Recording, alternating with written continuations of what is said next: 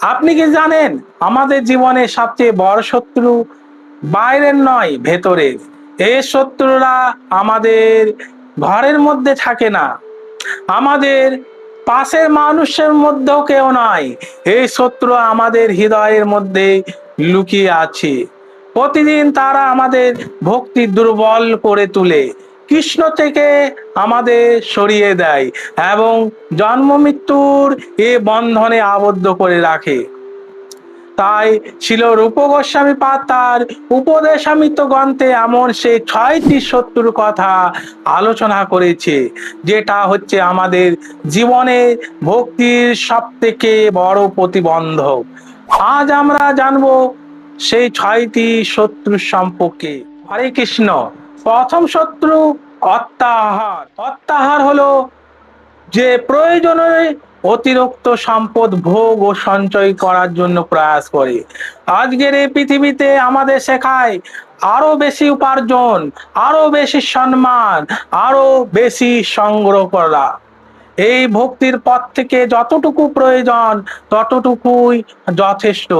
যখন মানুষ অপ্রয়োজনীয় ভোগে মগ্ন থাকে তখন তার হৃদয় সম্পূর্ণরূপে কৃষ্ণ স্মরণ থেকে বঞ্চিত হয়। তাই অত্যাহার ভক্তির সবচেয়ে বড় প্রতিবন্ধক। দ্বিতীয় শত্রু প্রয়াস। প্রয়াস অর্থ হলো জাগতিক সুখের জন্য অতিরিক্ত সংগ্রাম। সারাদিন অর্থ, পদ, সম্মান আর এর পিছনে মানুষ ছুটতে ছুটতে নিজেকে ভুলে যান আমি কে।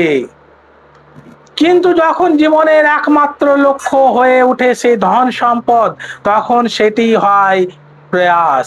এই শত্রু মানুষকে ভগবানের পথ থেকে দূরে করে নিয়ে যায়। তৃতীয় শত্রু প্রজল্প। প্রজল্প হলো অনর্থক কথাবার্তা, পরনিন্দা, পরচর্চা, অকারণ বিতর্ক, ঘন্টার পর ঘন্টা অর্থহীন আলোচনা। এই সকলে হচ্ছে প্রজল্প। প্রজল্প আমাদের মূল্যবান সময় নষ্ট করে দেয় এবং কৃষ্ণ কথার থেকে দূরে সরিয়ে দেয়।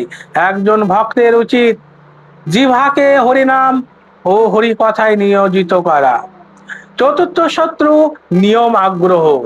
এটি অত্যন্ত সূক্ষ্ম শত্রু। নিয়ম আগ্রহের দুটি দিক আছে।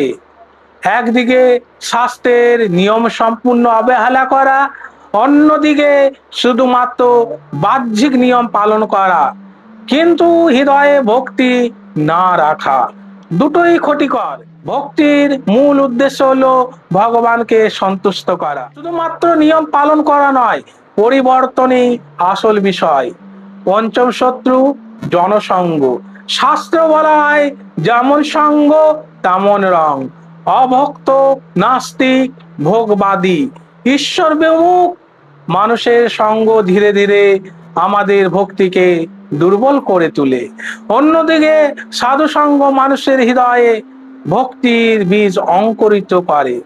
তাই এই জনসঙ্গ ভক্তির এক ভয়ঙ্কর শত্রু। ষষ্ঠ শত্রু লৈল। লৈল অর্থ হলো লোভ, অস্থিরতা এবং চঞ্চলতা। আজ এই চাই, কালও চাই, পরশু আরেকটা চাই। মন কখনো তৃপ্ত হয় না। জড় জগতের বস্তু দিয়ে আমাদের চাহিদা কখনোই পূরণ করা যায় না। কৃষ্ণ প্রেম ছাড়া আত্মা কখনোই শান্তি লাভ করতে পারে না। তাই লৈল ভক্তির পথে শেষ এবং অত্যন্ত শক্তিশালী শত্রু।